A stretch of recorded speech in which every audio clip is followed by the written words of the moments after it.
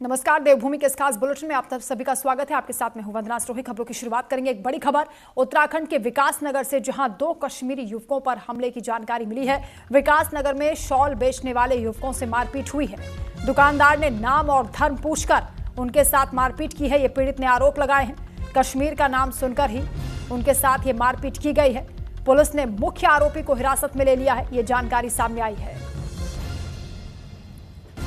तो फिलहाल इस पूरे मामले की जांच पड़ताल पुलिस ने शुरू कर दी है। पीड़ित ने गंभीर आरोप लगाए हैं और कहा कि नाम और धर्म पूछकर उसके साथ मारपीट की गई है। कश्मीर का नाम लेते ही मारपीट शुरू कर दी।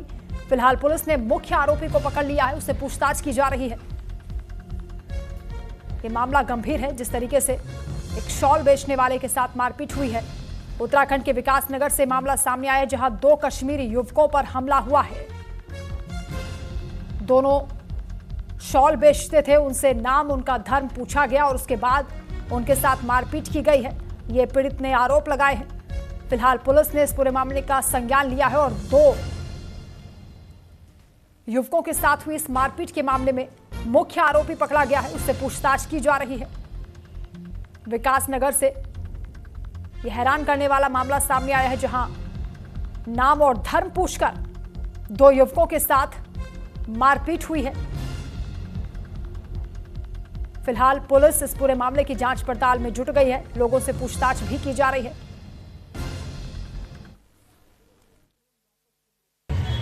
उन्होंने फिर आपको ऊपर वार कर दिया है? सर कितने बंदे थे वो? 3-4 थे। लेडीज भी थी एक। लेडीज तो क्या बोल रहे थे आपको? वो पहले बोल रही थी ये मुसलमान है, गालियाँ निकाल रहे हैं। पता नहीं मुसलमान क्या। है, गाली निकाल रहे थे। हाँ, फिर वो वहाँ पे गिराए नीचे डंडे के साथ, ये एक को खत्म करो पूरा।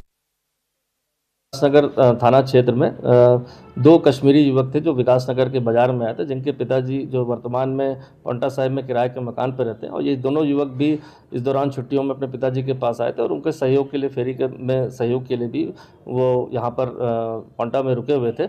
कल विकास नगर में एक दुकानदार से इनकी किसी बात को लेकर वहाँ पर कहासुनी हो गई, जिसमें दुकानदार द्वारा जो है उन पर हमला किया गया, जिससे वो इंजर्ड हुए थे। इंजर्ड के बाद उनका मेडिकल कराया गया। मेडिकल और तहरीर के आधार पर जो है मुकदमा सुसंगत धाराओं में दर्ज कर लिया गया है। जो इसमें मेन अक्यूज था अभियुक्त संजय यादव, उसको हिरासत में ले लिया गया है और सुसंगत धाराओं में जो है इन्वेस्टिगेशन के बाद इसको न्यायिक इसमें रिमांड के लिए पेश किया जाएगा।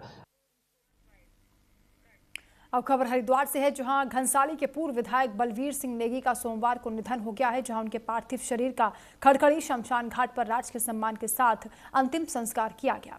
मुख्यमंत्री पुष्कर सिंह धामी की ओर से उप जिलाधिकारी जितेंद्र कुमार और सीओ शिशुपाल सिंह नेगी ने पुष्प चक्र अर्पित करके उन्हें नमन किया है। दिवंगत नेगी के बेटे भानु प्रताप ने मुखाग्नि दी है। वहीं मुख्यमंत्री धामी ने उनके योगदान को याद करते हुए गहरी शोक संवेदना व्यक्त की है। बता दें कि बलवीर सिंह नेगी 1988 में टिहरी से, 2002 और 2007 में घनसाली से विधायक रहे। उन्होंने क्षेत्र की सेवा में महत्वपूर्ण योगदान दिया है। वो अपनी पत्नी और एक बेटे को अपने पीछे छोड़ गए हैं।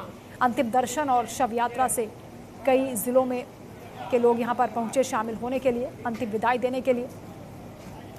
हरिद्वार में राजकीय सम्मान के साथ उनका अंतिम संस्कार किया गया है। मुख्यमंत्री धामी की ओर से अधिकारी यहां पहुंचे, पुष्प चक्र उन्होंने अर्पित किया है। एसडीएम जितेंद्र कुमार और सीओ शिशपाल श्रद्धांजलि अर्पित करने के लिए पहुंचे हैं। बलवीर सिंह नेगी की अंतिम यात्रा में लोगों का हुजूम उमड़ा, कई जिलों से लोग यहां पर पहुंचे थे।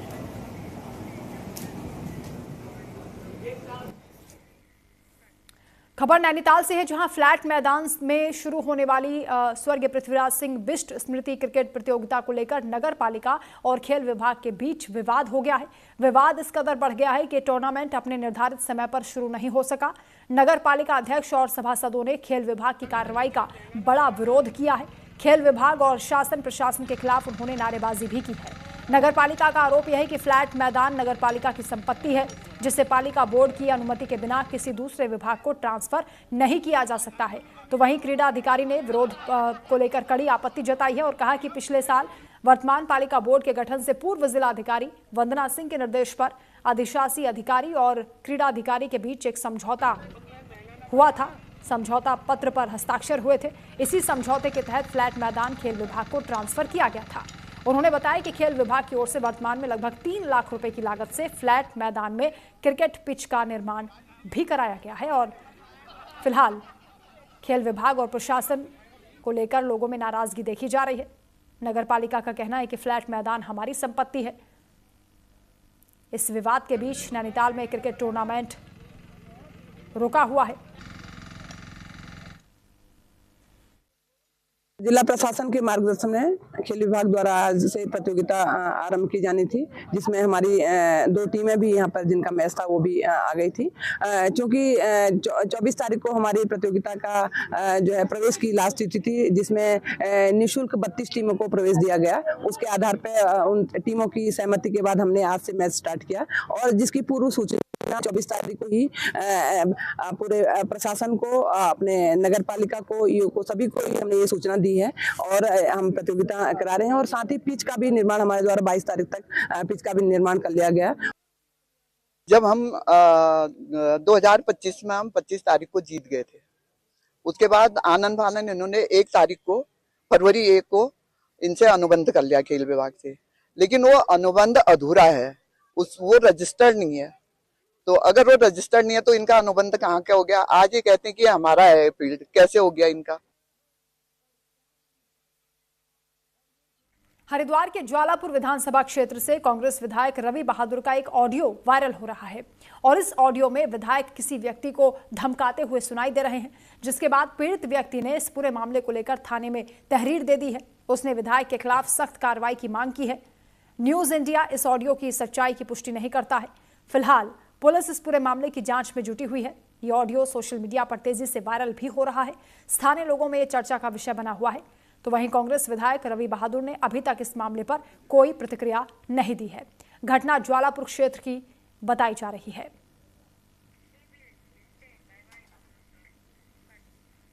हरिद्वार के गंगनहर में एक चाय की दुकान में एक गैस सिलेंडर फटने से जोरदार धमाका हुआ। इसके कारण बताया जा रहा है कि 2 लोग गंभीर रूप से झुलस गए।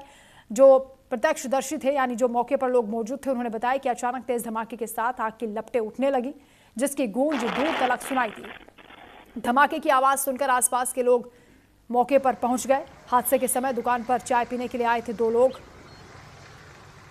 जो कि मलबे और आग की चपेट में आ गए। स्थानीय लोगों ने साहस दिखाते हुए घायलों को मलबे से बाहर निकाला और तुरंत उन्हें रुड़की के सिविल हॉस्पिटल पहुंचाया।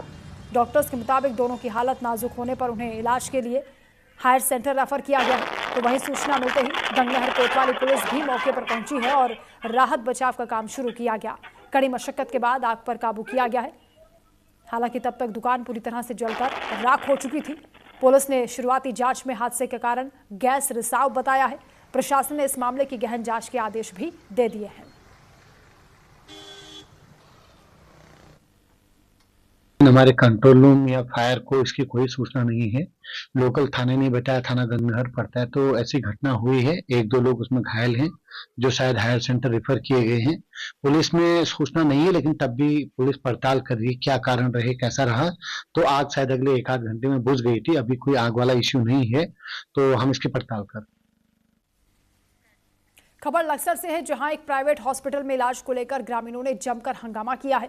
मामला टांडा महतोली गांव का बताया जा रहा है, जहां ग्रामीणों का आरोप यह है कि गांव के एक व्यक्ति ने अपनी पत्नी को पेट में रसौली के ऑपरेशन के लिए इस प्राइवेट हॉस्पिटल में एडमिट करवाया था। परिजन बता रहे हैं कि अस्पताल संचालक ने 25,000 रुपए में ऑपरेशन और दवाइयों का ठेका लिया था, लेकिन ऑपरेशन के बाद भी मरीज की हालत में कोई सुधार नहीं हुआ। आरोप है कि मरीज को गंभीर तकलीफ हुई। ग्रामीणों का आरोप है कि जब इस संबंध में अस्पताल संचालक और डॉक्टरों से बात की गई तो उन्होंने गोलमोल जवाब दिए हैं और इस मामले को दबाने का प्रयास किया। वहीं दूसरी तरफ अस्पताल संचालक का कहना यह है कि ऑपरेशन डॉक्टर ने किया और मरीज की हालत फिलहाल ठीक है। जो भी दिक्कत सामने आ रही है उसे जल्द ही ठीक कर लिया जाएगा।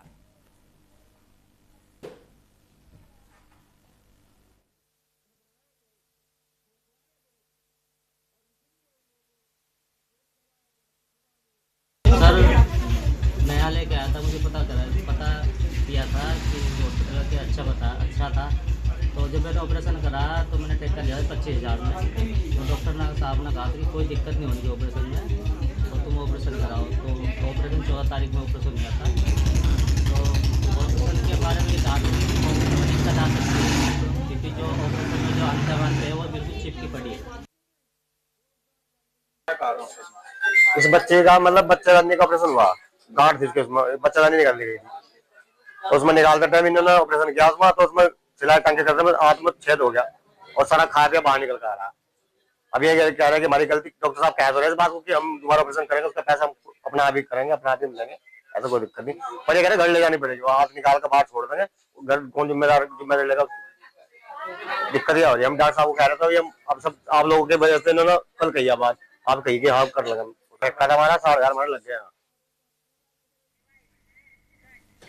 वही देहरादून के डीएम सविन बंसल ऋषिकेश पहुंचे और चंदेश्वर नगर स्थित एसटीवी प्लांट और गंगा में टैप किए गए चंद्रेश्वर नाले का उन्होंने निरीक्षण किया है। इस दौरान गंगा में जा रही गंदगी को लेकर उन्होंने नाराजगी भी जताई है। अधिकारियों को इस दौरान उन्होंने फटकार भी लगाई। चंद्रभागा नदी में बनने वाले गाटर पुल पर भी अधिकारियों से उन्होंने बातचीत की है।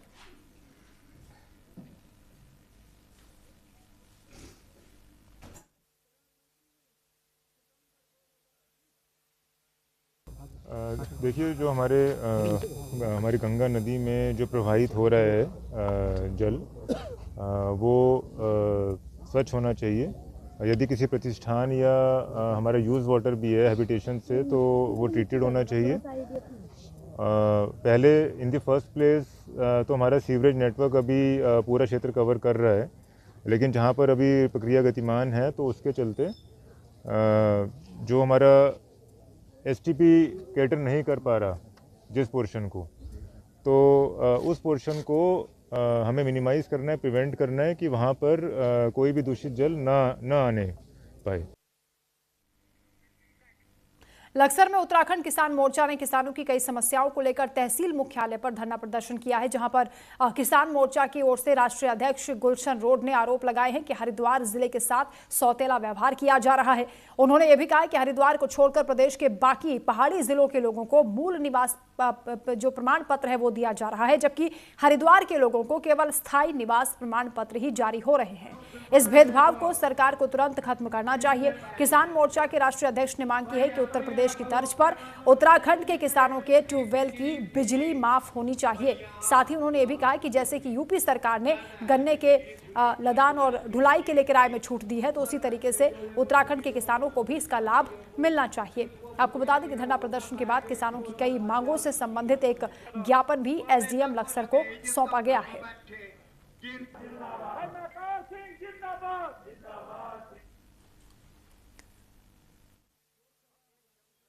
ये भी कर रहे कि भाई जो विधायक किसान की बात नहीं सुनेगा उसे किसान वोट नहीं करेगा। ये भी हम जो है जन जागरण किसानों को अपने समझाने का काम करेंगे। इस बार हम जाति में धर्म में इसमें पढ़कर वोट नहीं करने के, केवल वोट करेंगे केवल किसान के नाम पर।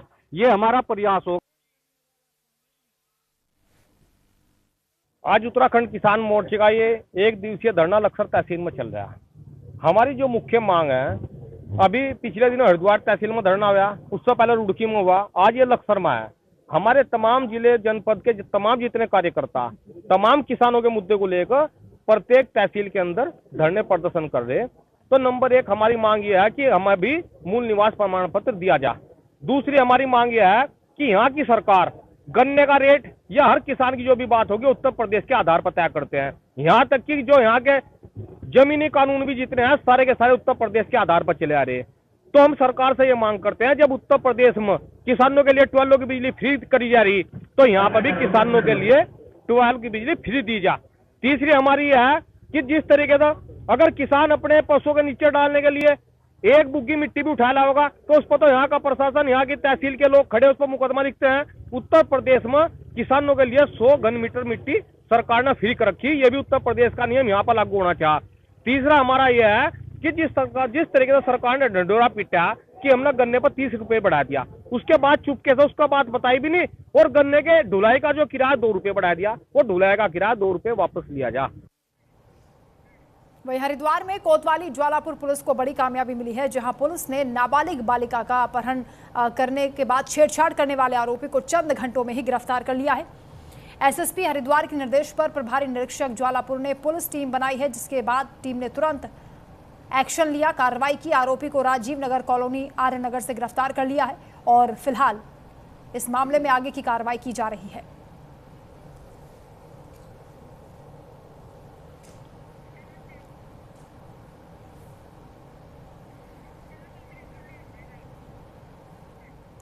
लोहाघाट ब्लॉक सभागार में ब्लॉक प्रमुख महेंद्र ढेक की अध्यक्षता में क्षेत्र पंचायत की पहली बैठक का आयोजन हुआ है और इस बैठक के दौरान क्षेत्र पंचायत सदस्यों और जिला पंचायत सदस्यों और कई ग्राम प्रधानों ने भी हिस्सा लिया।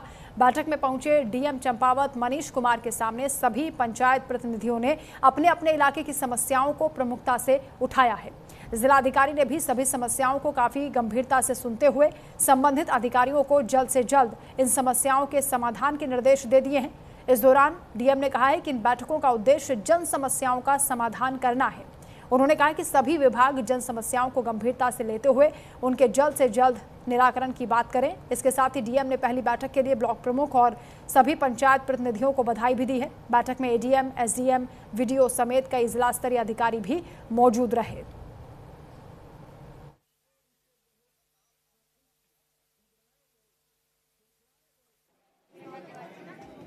निवेदन किया कि इसको उठाने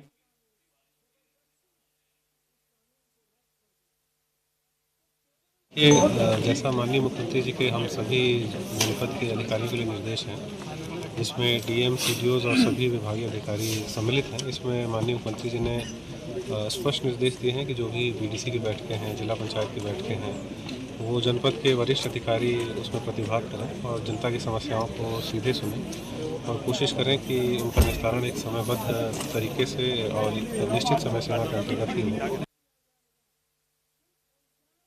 लोहाघाट ब्लॉक में प्रथम क्षेत्र पंचायत बैठक का आयोजन किया गया। इसमें हमारे जिलाधिकारी महोदय यहाँ पे उपस्थित रहे, जिनके आने के बाद पूरे ग्राम प्रधानों में और बीडीसी मेंबरों में एक उत्साह था कि जिलाधिकारी महोदय इतने सौम्य तरीके से उनकी बातें सुनी और क्षेत्र की समस्याओं के निदान के लिए और निराकरण के लिए उनने सभी विभागों को पुरजोर से और पूरे समय सीमा तय करते हुए उनको आदेश दिया हुआ है। खबर रुड़की से है, जहां गुरु रविदास जयंती को लेकर थाना खानपुर में शांति समिति की बैठक का आयोजन हुआ है। इस दौरान यहां एसएसपी हरिद्वार के निर्देश पर पुलिस ने गोष्ठी की है और सौहार्द बनाए रखने की लोगों से अपील की गई। बैठक में रविदास पंथ के फॉलोअर्स, नागरिक और ग्राम चौकीदार भी शामिल हुए हैं। जयंती को शांतिपूर्ण और सुरक्षित माहौल में मनाने को लेकर चर्चा हुई है। इसके साथ ही जुलूस और कार्यक्रमों में हथियार, पटाखे या फिर तलवार जैसी चीजों के प्रदर्शन पर रोक लगाई गई है। वहीं यातायात नियमों के पालन और पुलिस सहयोग के निर्देश भी दिए गए हैं।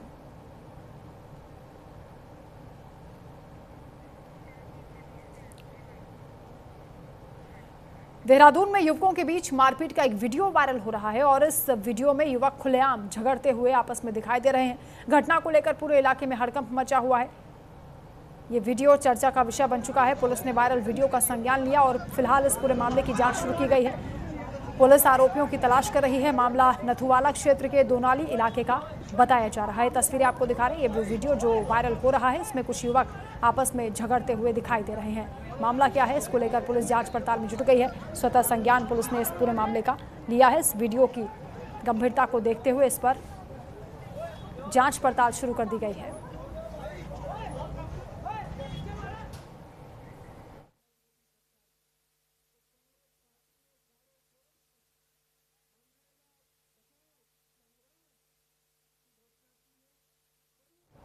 तो वहीं देहरादून के जिला अधिकारी सविन बंसल ने ऋषिकेश में सब रजिस्ट्रार कार्यालय का औचक निरीक्षण किया है और यहां गंभीर अनियमितताएं सामने आई हैं। बताया जा रहा है कि निरीक्षण के दौरान यह पाया गया कि सब रजिस्ट्रार की अनुपस्थिति में ही लिपिक की ओर से कानूनी दस्तावेज का निबंधन किया जा रहा था।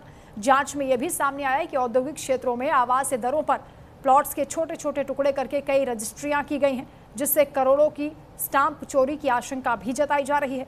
वहीं मामले की गंभीरता को देखते हुए जिलाधिकारी ने संबंधित कंप्यूटर जब्त करा लिए हैं और कर्मचारियों का भी पूरा रिकॉर्ड तलब किया है। डीएम ने स्पष्ट किया है कि जनहित से जुड़े कार्यों में किसी भी तरह की लापरवाही बर्दाश्त नहीं की जाएगी।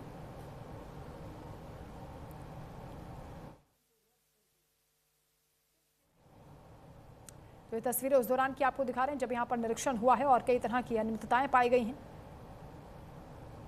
डीएम ने इसको लेकर नाराजगी भी जताई है और स्पष्ट निर्देश भी दिए हैं कि इस तरह की कोताही बर्दाश्त नहीं की जाएगी।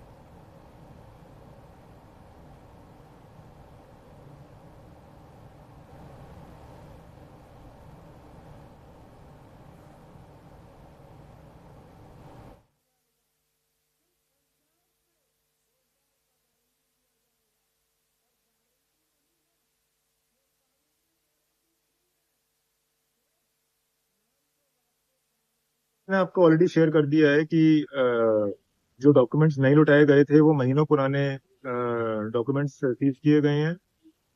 जो ऑनलाइन रजिस्ट्री की नकलें मांगी गई थी उसमें देखा गया है कि जहाँ पे 3 दिन 4 दिन मैक्सिमम लिमिट है, वहां पे महीनों पुराना डेटाबेस दिख रहा है। 100 एंट्रीज उसकी कब्जे में ली गई हैं। और जो वहां पर पीड़ित पक्ष थे, पीड़ित लोग थे, बिना सब रजिस्ट्रार की उपस्थिति के पंजीकरण कराए जा रहे हैं। उन्होंने भी डिपोज किया है, उन्होंने स्वयं सामने आकर बयान दिए हैं। तो इन सब के दृष्टिगत डिटेल रिपोर्ट बनाते हुए अग्रेतर कार्रवाई अमल में लाई गई। रुड़की से एक मामला सामने आया जहां मनरेगा के नाम पर भ्रष्टाचार का खेल उजागर हुआ है। विकास खंड रुड़की के ग्राम खड़खड़ी, नन्हेड़ा, अनंतपुर और सफरपुर के साथ ही भारापुर में राष्ट्रीय अवकाश के दिन भी मनरेगा का काम चलता हुआ दिखाया गया। NMMS ऐप पर मजदूरों की हाजिरी पूरी की गई है, लेकिन मौके पर ना काम मिला, ना ही कोई श्रमिक मौजूद था। सवाल यह है कि बिना मजदूर के काम कैसे दिखा दिया गया और फोटो हाजिरी किसने अपलोड की है। मामला सामने आते ही विभाग में हड़कंप मचा हुआ है। वहीं BDO रुड़की सुमन कुटियाल ने कहा कि पूरे मामले की जांच के निर्देश दिए गए हैं, दोषियों पर सख्त कार्रवाई की बात कही गई है। हालांकि अब ये देखना होगा कि ये जांच सिर्फ कागजों तक सीमित रहती है या फिर वाकई दोषियों पर कोई कार्रवाई होगी।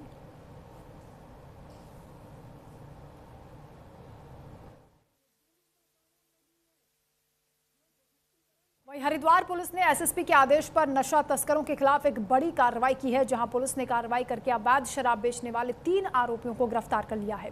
बताया जा रहा है कि इनके कब्जे से भारी मात्रा में अवैध शराब बरामद हुई है। इसके साथ ही पुलिस ने यह भी अपील की है कि अवैध शराब तस्करी की सूचना पुलिस को दें। सूचना देने वालों की पहचान गोपनीय रहेगी। बता दें कि SSP हरिद्वार के निर्देश पर पूरे जिले में अवैध शराब तस्करों के खिलाफ अभियान चलाया जा रहा है। SSP ने सभी कोतवाली प्रभारियों को भी कड़ी कार्रवाई के निर्देश दिए हैं।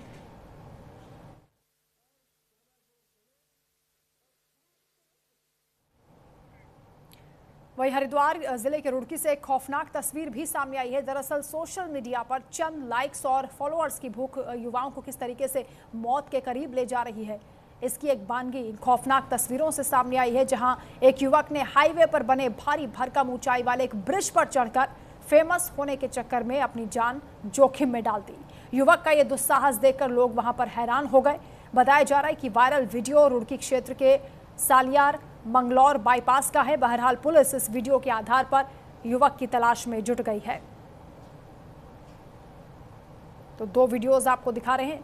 एक वीडियो ई रिक्शा पर कुछ युवक सवार हैं, हथियार लहराते हुए नजर आए, और दूसरी वीडियो हम आपको दिखा रहे हैं कि युवक किस तरीके से एक बड़े पुल पर दिखाई दे रहा है और अपनी जान जोखिम में डाल रहा है।